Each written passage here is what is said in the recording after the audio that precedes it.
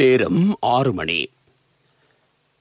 இலங்கை ஒலிபரப்பு கூட்டுத்தாபனம் செய்திகள். செய்தி ஆசிரியர் MC நஜ்முதீன். வாசிப்பவர் இஸ்மாயில் பி மாரிஃப். முதலில் தலைப்புச் செய்திகள். இரத்தினபுரி மாவட்டத்தின் சில பிரதேசங்கள் உடனடியாக அமலுக்கு வரும் வகையில் தனிமைப்படுத்தப்பட்டுள்ளன. கொழும்பு மாவட்டத்தின் சில பகுதிகள் நாளை அதிகாலை 5 மணியுடன் தனிமைப்படுத்தலில் இருந்து விடுவிக்கப்பட இருக்கின்றன. மேலும் சில பிரதேசங்களை தனிமைப்படுத்தப்படுவதற்கு நடவடிக்கை. நுவரெலியா மாவட்ட விவசாயிகளையும் வியாபாரிகளையும் பாதுகாப்பதற்கு வேலைத்திட்டம் முன்னெடுக்கப்படும் என்று அமைச்சர் பந்துல குணவர்தன உறுதி. கோவிட் மரணம் தொடர்பில் போலி பிரச்சாரங்களை தவிர்க்குமாறு சுகாதார அமைச்சு வேண்டுகோள். கொரோனா வைரஸ் உலகின் கடைசி பெருந்தொற்று அல்லவென்று உலக சுகாதார ஸ்தாபனத்தின் தலைவர் டெட்ரஸ் அதனம் தெரிவிப்பு. இரத்தினபுரி மாவட்டத்தின் சில பிரதேசங்கள் உடனடியாக அமலுக்கு வரும் வகையில் தனிமைப்படுத்தப்பட்டிருப்பதாக கோவிட்-19 வைரஸ் பரவலை தடுக்கும் செயற்பாட்டு மையத்தின் பிரதானியான ராணுவ தளபதி லெப்டினன்ட் ஜெனரல் சவேந்திர சில்வா தெரிவித்துள்ளார். ஏலியகுட பிரதேச செயலக பிரிவில் மின்னான, விலேகொட, யக்குதாகொட, அஸ்ககுல வடக்கு மற்றும் போபத்த கிராம உத்தியோகத்தர் பிரிவுகள் இவ்வாறு தனிமைப்படுத்தப்பட்டிருக்கின்றன. இதேவேளை கொடகவல பிரதேச செயலாளர் பிரிவில் ரக்குவானை நகர், ரக்குவானை வடக்கு, ரக்குவானை தெற்கு, மசிம்புல, கொட்டல ஆகிய கிராம உத்தியோகத்தர் பிரிவுகள் தனிமைப்படுத்தப்பட்டிருக்கின்றன. இதேவேளை கொழும்பு மாவட்டத்தில் தற்போது தனிமைப்படுத்தப்பட்டிருக்கும் சில பிரதேசங்கள் நாளை அதிகாலை 5 மணியிலிருந்து தனிமைப்படுத்தலிலிருந்து விடுவிக்கப்பட இருப்பதுடன் மேலும் சில பிரதேசங்கள் தனிமைப்படுத்தப்பட உள்ளதாக கோவிட் வைரஸ் பரவலை தடுக்கும் செயல்பாட்டு மையம் தெரிவித்துள்ளது. இதன் பிரகாரம் டேம் வீதி போலீஸ் பிரிவு, வாழைத்தோட்டம் போலீஸ் பிரிவு, மருதானை போலீஸ் பிரிவு போன்ற பிரதேசங்கள் தனிமைப்படுத்தலில் இருந்து விடுவிக்கப்பட உள்ளன. கொம்பனி வீதி போலீஸ் பிரிவின் வேக்கந்த கிராம உத்தியோகத்தர் பிரிவு, ஹுனுப்பிட்டிய கிராம உத்தியோகத்தர் பிரிவு, வெள்ளவத்தை போலீஸ் பிரிவில் உள்ள மயூரா பிளேஸ், பொரளை போலீஸ் பிரிவின் ஹல்கஹகந்தை, காலிப்புள்ளவத்தை, வெள்ளம்பிட்டி போலீஸ் பிரிவில் லக்சந்த செவன வீடமைப்பு குடியிருப்பு என்பன நாளை அதிகாலை 5 மணியிலிருந்து தனிமைப்படுத்தலிலிருந்து விடுவிக்கப்பட உள்ளன. இலங்கை ஒலிபரப்பு கூட்டுத்தாபனம். இப்பொழுது நேரம் 6 மணி 3 நிமிடம். மகரிப் தொழுகைக்கான அதான் கேட்டீர்கள். தொடர்ந்து செய்திகள். தனிமைப்படுத்தலிலிருந்து விடுவிக்கப்படும் பிரிவுகள் தொடர்பான செய்தியை மீண்டும் வாசிக்கின்றேன். இரத்தினபுரி மாவட்டத்தின் சில பிரதேசங்கள் உடனடியாக அமலுக்கு வரும் வகையில் தனிமைப்படுத்தப்பட்டிருப்பதாக கோவிட்-19 வைரஸ் பரவலை தடுக்கும் செயல்பாட்டு மையத்தின் பிரதானியான ராணுவ தளபதி லெப்டினன்ட் ஜெனரல் சவேந்திர சில்வா தெரிவித்துள்ளார். எஹலியகுட பிரதேச செயலக பிரிவில் மின்னான, விலேகொட, யக்குதாகொட, அஸ்ககுல வடக்கு மற்றும் போபத்த கிராம உத்தியோகத்தர் பிரிவுகள் இவ்வாறு தனிமைப்படுத்தப்படவிருக்கின்றன. இதேவேளை கொடகவல பிரதேச செயலாளர் பிரிவில் ரக்குவானை நகர், ரக்குவானை வடக்கு, ரக்குவானை தெற்கு, மசிம்புல, கொட்டல ஆகிய கிராம உத்தியோகத்தர் பிரிவுகள் தனிமைப்படுத்தப்பட்டிருக்கின்றன. இதேவேளை கொழும்பு மாவட்டத்தில் தற்போது தனிமைப்படுத்தப்பட்டிருக்கும் சில பிரதேசங்கள் நாளை அதிகாலை 5 மணியிலிருந்து தனிமைப்படுத்தலில் இருந்து விடுவிக்கப்பட உள்ளதுடன் மேலும் சில பிரதேசங்கள் தனிமைப்படுத்தப்பட உள்ளதாக கோவிட்-19 வைரஸ் பரவலை தடுக்கும் செயற்பாட்டு மையம் அறிவித்துள்ளது.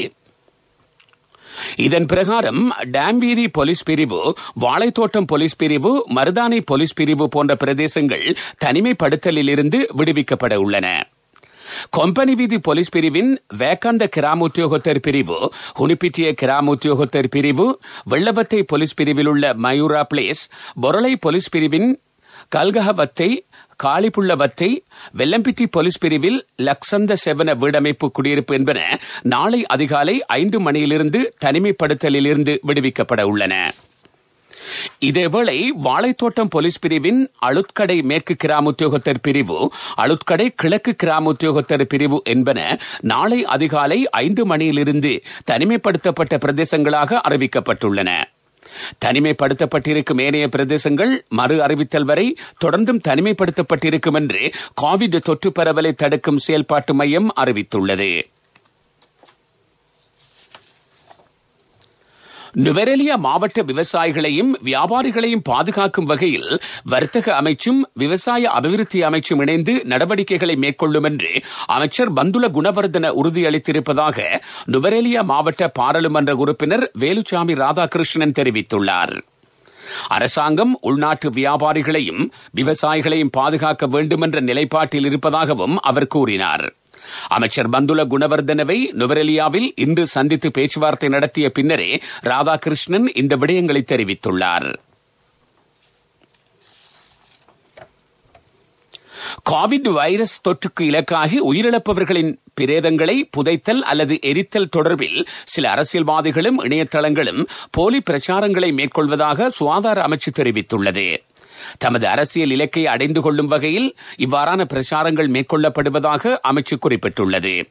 பரப்பப்படும் போலி செய்திகள் தொடர்பில் அமைச்சு கவனம் செலுத்தியிருப்பதாகவும் அமைச்சு வெளியிட்டிருக்கும் அறிக்கையில் குறிப்பிடப்பட்டுள்ளது. நீங்கள் கேட்டுக்கொண்டிருப்பது இலங்கை ஒலிபரப்பு கூட்டுத்தாபனத்தின் செய்திகள்.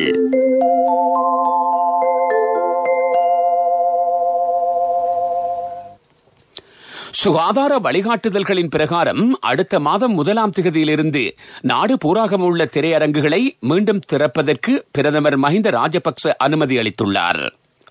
இதன் பிரகாரம் தனிமைப்படுத்தப்பட்டிருக்கும் பிரதேசங்கள் தவிர்ந்த ஏனைய பிரதேசங்களில் உள்ள திரையரங்குகள் ஜனவரி மாதம் 1ஆம் தேதி திறக்கப்படும். திரைப்பட தயாரிப்பாளர்கள், இயக்குநர்கள் உள்ளிட்ட கலைஞர்கள் திரையரங்குகள் மூடப்பட்டிருப்பதனால் ஏற்பட்டிருக்கும் பாதிப்பு தொடர்பில் அண்மையில் பிரதமரிடம் சுட்டிக்காட்டினார்கள். இதன் பலனாக சுகாதார ஆலோசனைகளின் பிரகாரம் தனிமைப்படுத்தல் விதிமுறைகளை மதித்து திரையரங்குகளை திறப்பதற்கு பிரதமர் ஆலோசனை வழங்கியுள்ளார்.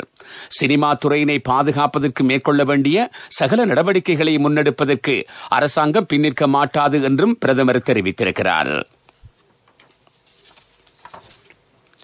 கோவிட்-19 வைரஸ் பரவலை கட்டுப்படுத்துவதற்கு மேற்கொள்ள வேண்டிய சகல தீர்மானங்களையும் சுகாதார ஆலோசனைகளின் பிரகாரம் அரசாங்கம் மேற்கொண்டுள்ளதாக ராஜாங்க அமைச்சர் ஷெஹான் சேமசிங்க தெரிவித்துள்ளார்.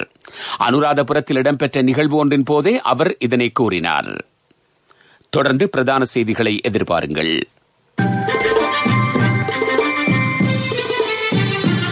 பிரதான செய்தி வழங்குவோர் ஒவ்வொரு வீட்டிலும் இருக்க வேண்டிய வீட்டு வைத்தியர் சித்தாலேப. சுற்றாடலை சீர்குலைப்பதற்கு எவருக்கும் இடமளிக்கப்பட மாட்டாதென்று அமைச்சர் மஹிந்த அமரவீர உறுதியளித்துள்ளார். சூழலை மேம்படுத்துவதற்கு எதிராக தராதரம் பாராது சட்ட நடவடிக்கை எடுப்பதாகவும் அவர் சுட்டிக்காட்டினார். சூரியவெவ பிரதேச செயலகத்தில் நடைபெற்ற மரநடுகை வேலைத்திட்டத்தில் பங்கேற்ற போதே அமைச்சர் இதனை தெரிவித்தார். சுற்றாடல் அமைச்சு எதிர்வரும் 4 வருட கால பகுதிக்குள் 20 லட்சம் மரக்கன்றுகளை நடுவதற்கு எதிர்பார்த்திருப்பதாகவும் அவர் தெரிவித்தார். கிராமப்புறங்களில் உள்ள சாதாரண மக்கள் சுற்றுச்சூழலை சேதப்படுத்துவதில்லை என தெரிவித்த அமைச்சர் மஹிந்த அமரவீர சில அரசியல்வாதிகளும் வர்த்தகர்களும் இவ்வாறான செயற்பாடுகளில் ஈடுபடுவதாக அவர் கூறினார்.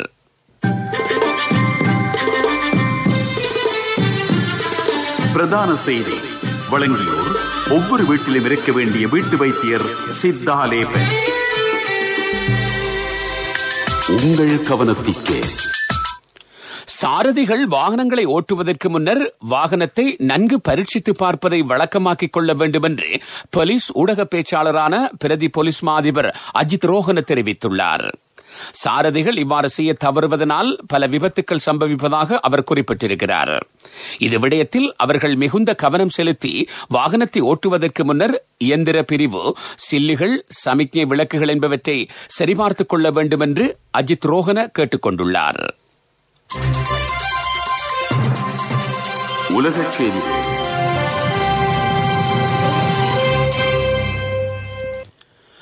கோவிட்-19 வைரஸ் உலகின் கடைசி பெருந்தொற்று அல்லவென்று உலக சுகாதார ஸ்தாபனத்தின் தலைவர் டெட்ரஸ் அதனம் தெரிவித்துள்ளார். காலநிலை மாற்றத்தையும் விலங்குகளின் நலனையும் சீர் செய்யாது மனித சமூகத்தின் நலனை மேம்படுத்துவது கடினம் என்று அவர் சுட்டிக்காட்டியுள்ளார்.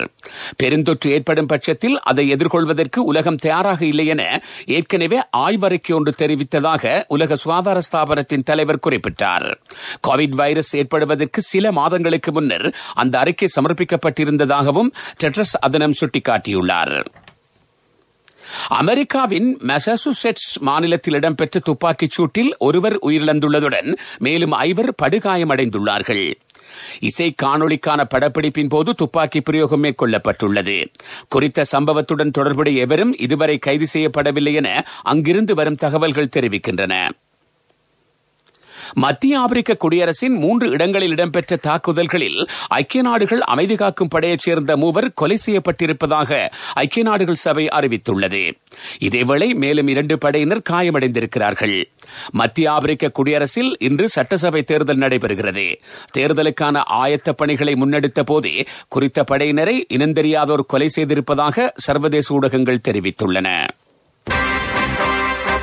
அபிவிருத்தி செய்திகள்.